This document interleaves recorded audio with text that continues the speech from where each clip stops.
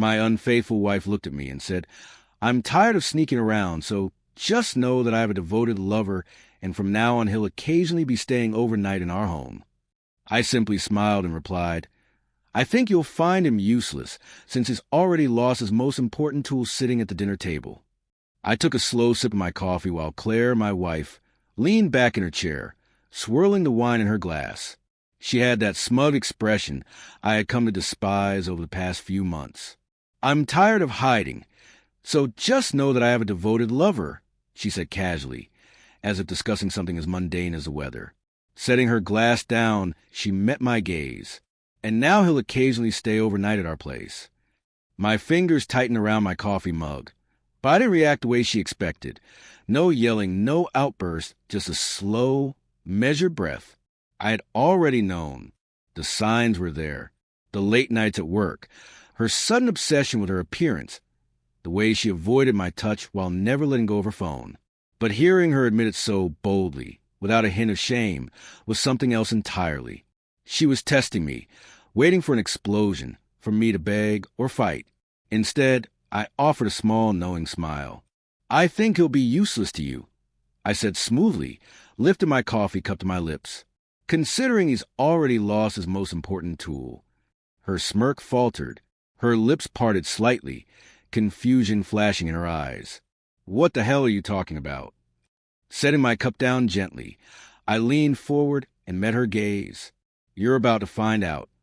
For the first time, her confidence wavered. She had expected anger, maybe desperation. Anything but this eerie calm. "What do you mean?" she asked, her voice slightly unsteady. I leaned back, watching as unease crept into her expression. She thought she was in control. That was her first mistake. "You'll see soon enough," I said. Standing up, "I suggest you enjoy tonight. It's the last time things will feel normal." I left her at the table, letting paranoia take root. She had no idea what was coming. The setup I had been working on for weeks was about to unfold. From the moment I suspected something was off, I didn't confront her. I observed. I tracked her patterns, installed hidden cameras, even followed her once to confirm what I already knew.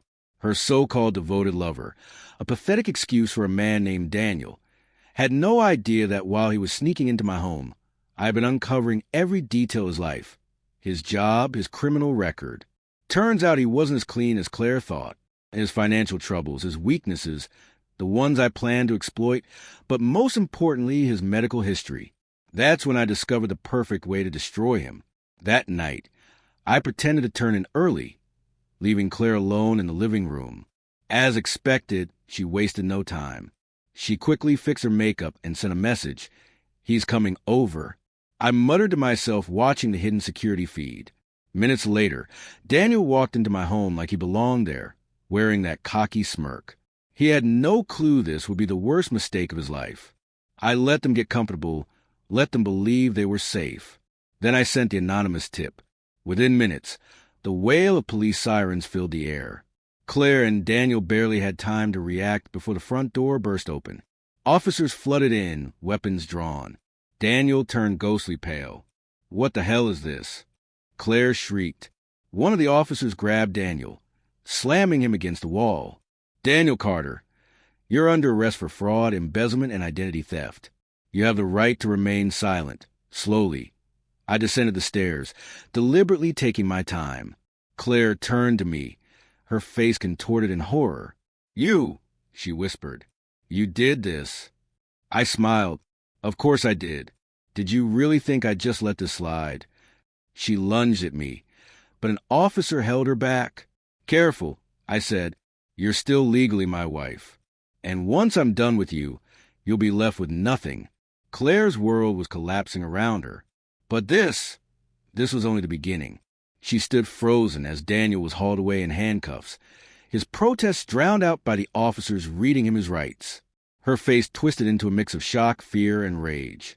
"What the hell have you done?" she spat, her voice trembling. Leaning against the door frame, I folded my arms, watching her realize too late that she was no longer in control. "Me," I said, feigning innocence. "I just let the law do its job. You might want to sit down, Claire. Your life is about to get very complicated."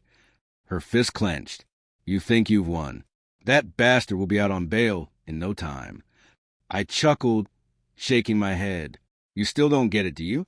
I wasn't just watching you two mess around. Claire, I was digging, and I found everything I needed to ensure Daniel would never walk away unscathed. Claire's confidence wavered as I pulled out my phone and tapped on a file. Let me paint a picture for you, I said, turning the screen toward her. Your so-called devoted lover isn't just some low-life adulterer. He's a criminal, fraud, identity theft, a trail of unpaid debts. And oh, here's the best part, a record soliciting underage girls online. Her face went pale. You're lying, she whispered, though the doubt in her voice betrayed her. I tilted the screen so she could see for herself screenshots, chat logs, financial transactions, all indisputable evidence tying Daniel to his crimes.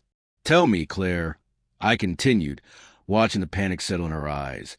What do you think happens when people find out that you not only had an affair with this guy, but also invite him into our home, introduce him to our friends, let him stay overnight? Think that's going to reflect well on you. Her hands trembled. I didn't know. You didn't care, I corrected, and now you're going down with him. As she struggled to process everything, I pressed on. Might want to check your bank accounts, I said casually, pulling out my own phone. Oh, wait, never mind. They're empty. Her head snapped up. What? I shrugged. Remember our joint savings account? The one you assumed I was too clueless to monitor? Turns out I've been quietly moving funds for months. Every shady little transaction, every dime you spent on your affair. I tracked it all. And when I filed for divorce earlier today, I made sure you'd walk away with absolutely nothing. Frantic, she grabbed her phone, her fingers shaking as she opened her banking app. The color drained from her face. You're lying, she said weakly. See for yourself. Her breath hitched as she realized the truth. Oh, and the house? I added. It's mine. You signed a prenup, remember? You don't get a single penny. Pure desperation flickered in her eyes. You bastard. You can't do this.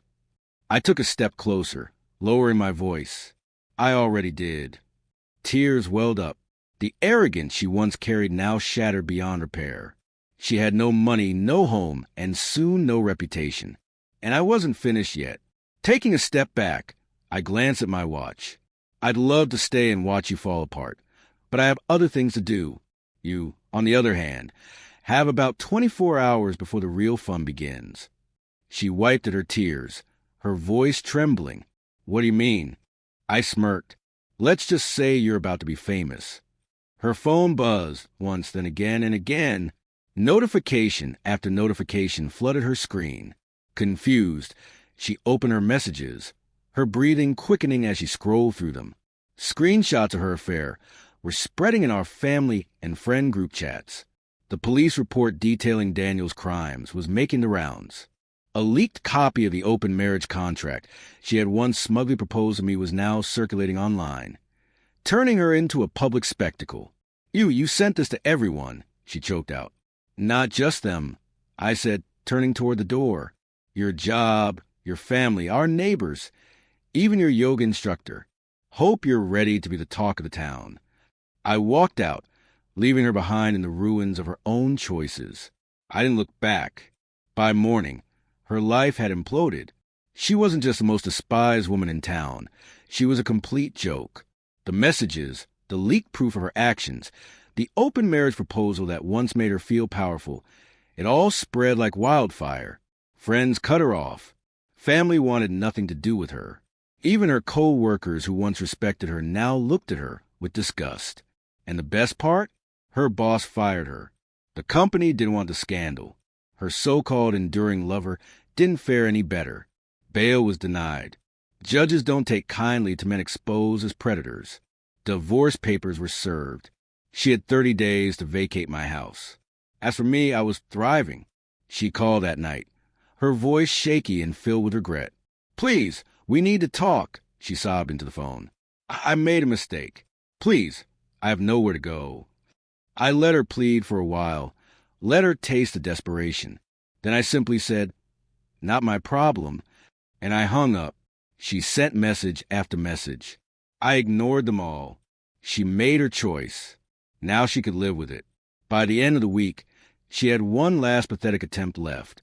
She showed up at my door, makeup strewn, hair a mess, looking like a shadow of the woman who once smirked at me as if she held all the power. "Please," she whispered, "I need your help.